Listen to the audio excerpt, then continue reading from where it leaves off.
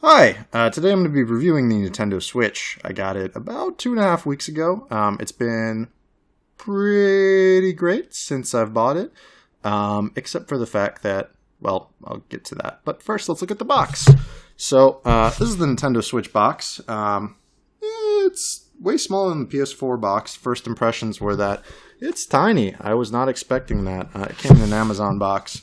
Not much bigger than this, and at first I thought that it hadn't been delivered because the box was so small. But I did get it. Everything went good. Well, the box itself has some really stale, generic pictures on it describing, here are the cool things that you can do with the Switch. It's not very exciting. Then again, most console boxes aren't that exciting. But the thing that I notice most about the Switch's box is that it doesn't showcase a single game. Nothing. The screens, everything, they're just blank. No Mario Kart, no Mario, no Zelda even, which is their main launch title, which I thought was interesting. But yeah, it's just a plain old box with nothing on it. Now, I've already opened it up, so there's nothing that I can show you inside, but I can show you the console itself. So this is the Nintendo Switch. This is the console itself. It's really small. It's like the size of my hand, and it feels great. It's got a lot of heft to it.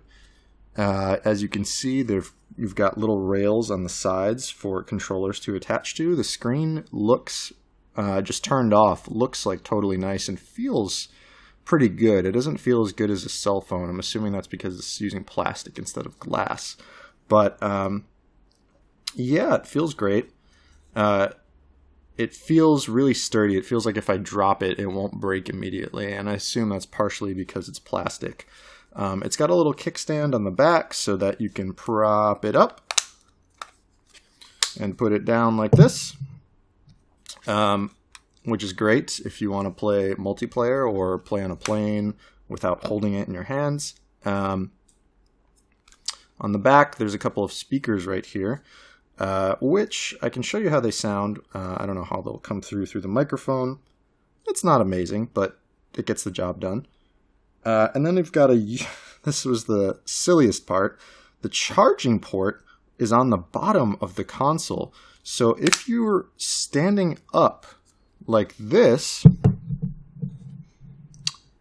you can't charge the console, which I thought was ridiculous. I don't know why they did that. I guess the alternatives were to put it on top. No, they could have done that. I don't know why they didn't do that. That's stupid. Okay, anyway, so I'm going to go ahead and slide in. Oh, let me talk about the controllers first. So Nintendo designed these new controllers called the Joy-Cons. They're okay. They feel nice in your hand. About what I expected. They're pretty sturdy. They are really small. First impressions. After I played for a while, they weren't too bad. My hands do cramp up a little bit, especially trying to use like the D-pad. It puts my thumb in this weird position if I want to also be able to hit the trigger. So, and it's not a D-pad either, which I'll get to. But the actual analog sticks feel pretty nice. Not as nice as the Xbox or PS4s or the Wii U Pro or any other of the home console controllers or even the Steam controller. Which is a little bit disappointing, but it's meant to be more of a portable system, so I'm not going to dock them points for that. The D-pad itself, which is on the left side, is identical to the buttons on the right side. They're just labeled differently. And let me go into this for a little bit. I think it was a huge mistake to not include a D-pad on this thing. And the reason being is that the Switch is already underpowered compared to the PS4 and the Xbox One and any PC. So you're going to get a lot of games that are essentially downgrades, or not necessarily downgrades, but indie games such as Shovel Knight and Blaster Master Zero, which is out. And those games are ideal for the D-pad. And I know some people are going to say, well, why? Analog sticks are just as good. Because on D-pads, it's really easy to get across your intent of whatever action that you want to do. There's only 8 directions you can go on a D-pad versus an actual analog stick, which can go in almost any direction. So I was playing when I was playing Breath of the Wild, no problems at all. The D-pad worked fine. I used it on menus to select stuff, all that good stuff. But when I actually played Blaster Master Zero, which is an 8-bit game where you roam around a big map, it's a big Metroidvania. It's a remaster of the NES version. It sucked. The D-pad is awful. And it gets the job done in terms of being able to control it, but the D-pad feels like trash. It feels like it's identical, again, to controlling the buttons on this right side. They're kind of sharp, they hurt your fingers, and the position of playing like this, where you're supposed to hold it, is horrible. It cramps up your thumb after like 10 minutes of playing. You just don't want to hold it like that anymore. And I'm just horribly disappointed that they decided not to include at least a way of getting a D-pad onto this. Now, you could say just go buy the Wii or the Switch Pro controller, and I could do that, but the whole point of this thing is to be able to play it on the go. And I essentially, while I can do that, it sucks because I wish I could use a D-pad here. So that's been basically my number one complaint about this console so far, is the lack of a D-pad. And, their reasoning for doing this is that because each of these controllers is supposed to be a one-person controller. So you can play stuff like Mario Kart with your friends, or Snipper Clips, which is the big co-op game that they've got right now. And then 1-2 Switch, of course, which I haven't played, but I heard is not great. But they could have easily made this into a somewhat functional D-pad and still mapped, buttons to it. They don't even have actual button names on it like they do on this controller. So they could have made this a D-pad and still had it control with actual buttons, just like the PS4's D-pad, if you've ever used that. Now, I assume there's a little bit of difficulty because with traditional D-pads, you can't press left and right at the same time. You can't press up and down at the same time. So they might have made it buttons so that you could, for some strange reason, press them all at once. But I really feel like it would have been better as a D-pad. Okay, I'll stop talking about the D-pad. Then there's a button to turn on your console and go to the home screen. A capture button to save screenshots if you ever want to do that for whatever reason. I've never had to do that on PS4, Xbox, Switch. And then you've got a plus and a minus. Not sure why they stopped making these start and select, but that's essentially what they are. They've got some buttons on the side for L and R.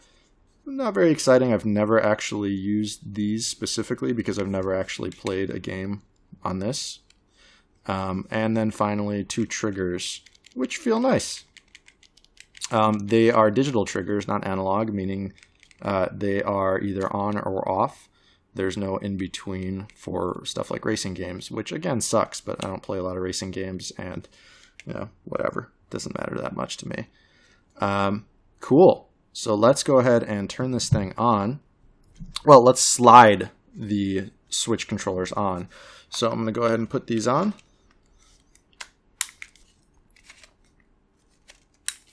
Cool. So turned on with the Joy-Con controllers in, it feels nice. It feels nice and heavy. It feels hefty, but not too hefty. Like I could hold this for hours probably without any discomfort.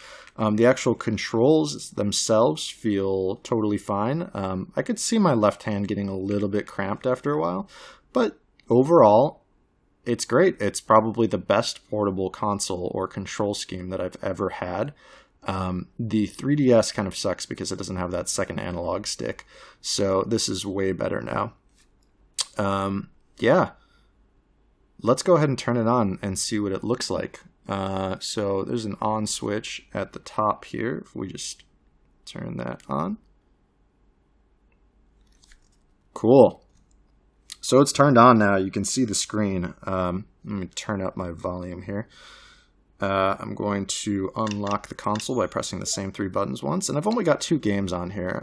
I've played through Zelda, and I'm currently playing Blaster Master Zero. But just to note, the screen does look really nice. It's a big difference compared to the Wii U screen, which looked like absolute crap. That thing felt like it was just a big plastic block. And it was hard to see through, and it wasn't great in light conditions and all that junk. So this looks like it would hold up in almost any environment. It looks great. It's got like auto dimming features and all that stuff. The UI and the boot times and all that are really nice. They're really fast. Finally, like the Wii U took forever to boot up and forever to get through menus and stuff. But here, if I go to system settings or something like that, instantly it pops up. If I go to play a game, for example, there's not a huge loading thing of where it says, do you want to play this game or whatever. So if I open up Blaster Master Zero. Oh, let me turn the volume down a little bit. As you can see, it started it up almost instantly, just like the PS4 rest mode. So if we look around here, you can see that it looks, and I realize that it's kind of iffy to see through the camera, and I wish I could get some direct feed, but the screen looks really nice, and if I tilt it this way, you can still see it pretty well. So the viewing angle is actually great. I have no complaints there. So if we go back into the actual home screen, I really, really, really like how this feels. This is probably the best portable console or game controller, even that by third parties, not Nintendo, Sony, or Microsoft, that I've ever used or seen. Now, granted, I haven't used all of the other ones, but this is probably the only one that I can take home and play, you know, a major release from the last 10 years. And what I mean by that is, you know, something from this generation or last generation. Because obviously we're not going to get anything along the lines of Crisis on here, but it's still really nice to be able to open up, you know, Zelda and be able to play it on the go. So that's great. So the Switch itself is $300. I don't know if it's worth it, and I'm going to tell you why. So if we open up the eShop,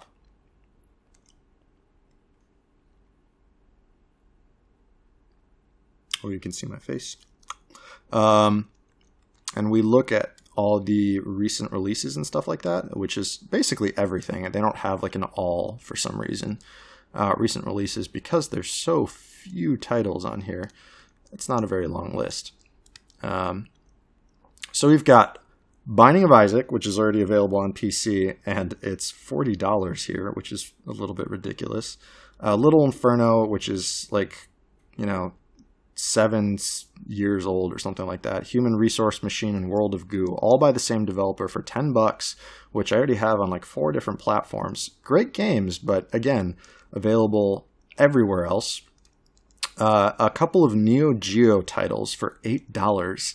And I'm not into fighting games. Most of these games are fighting games or beat 'em ups, other than like Metal Slug. Again, I don't think they're worth $8. Splatoon 2 is just a test game.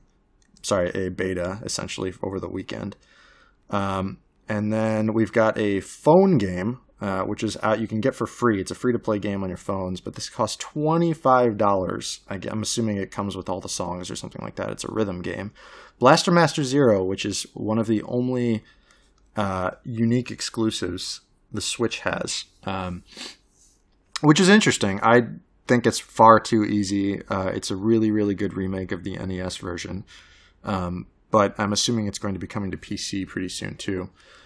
We've got Zelda, which is obviously the flagship title, and then you've got Shovel Knight, again released everywhere else.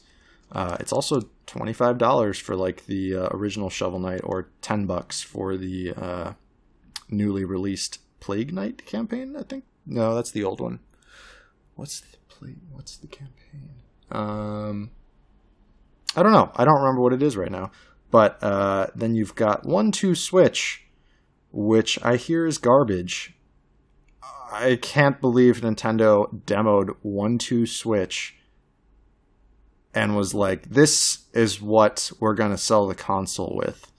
And not that it comes with it, but, you know, we've got Zelda, and then we've got 1-2 Switch. Ugh. What they should have done was demo Snipper Clips, which is a cooperative game. You can play it single player too, but essentially one person gets a controller, and each person gets a controller, and you control these little guys, and it's a puzzle game. Pretty cool. That's what they should have done. They should have hammered home on the fact that you could take this anywhere and just unclip the two controllers and pass them around and start playing. Everything else is a port. Oh, I'm sorry, except for Bomberman. I haven't played that. It's $50. I hear there's not that much content. I hear it's not really worth $50. So I've held off on buying it. I'm going to wait until it's super cheap. And then, of course, Just Dance, Fast RMX, and I Am Setsuna, which are available on a bunch of other platforms and are not super highly rated games. So essentially, this console to me personally is Zelda, Blaster Master Zero, and Snipper Clips, because everything is available everywhere else. I have no reason to play it on the Switch itself. I travel maybe a couple times a year, so it's nice to have this on a plane and on trips and stuff like that, especially if I go on business trips or anything like that. So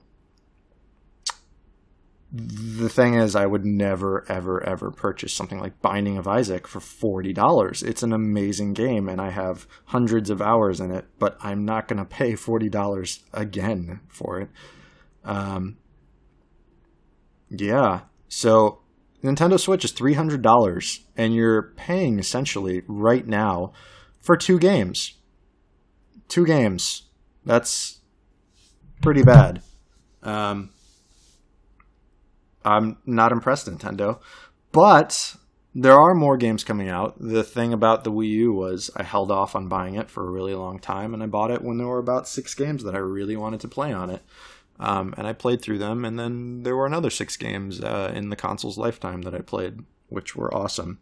And I think that the Switch is going to be the same thing. We've got Mario Kart coming out, which is it's already out on the Wii U. What the fuck are you doing, Nintendo?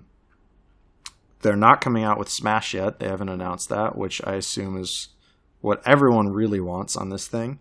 They've got a cool new game called ARMS coming out. I'm not into fighting games, but that looks actually pretty new, pretty great, and it's coming out in April. So that's the next big thing coming out for this thing. And then you've got Splatoon 2 coming out in the summer. I'm not a big first-person shooter on consoles kind of guy. So that, for me, is not a big deal. And then there's basically nothing until holidays or winter of 2017, where you have Mario Odyssey coming out, which is the other game that I'm really excited for. So essentially, for me personally, there's very little coming out this year for the Nintendo Switch. So it's going to sit, except for when I go on trips, on the dock itself and not get used. And it was $300, which is a lot of money for paying for kind of an underpowered console. So I'm a little bit disappointed in the lineup of the Switch, but I know that I'm going to get my money's worth because there's going to be games eventually that come out, and I was going to buy it no matter what. Maybe 2-3 years from now, it would have been cheaper, but I would have had to wait to play these games. So I'm happy I bought it now, because I would have bought it eventually. But to everyone else, if you don't care about Zelda, or if you have a Wii U and can play Zelda there's little to no reason to buy this right now, unless you really, really, really want something to play on the go and you don't have a 3DS, or you really, really love mobile games for some reason. God help you. I just don't think it's worth the money right now. But yeah, Nintendo Switch.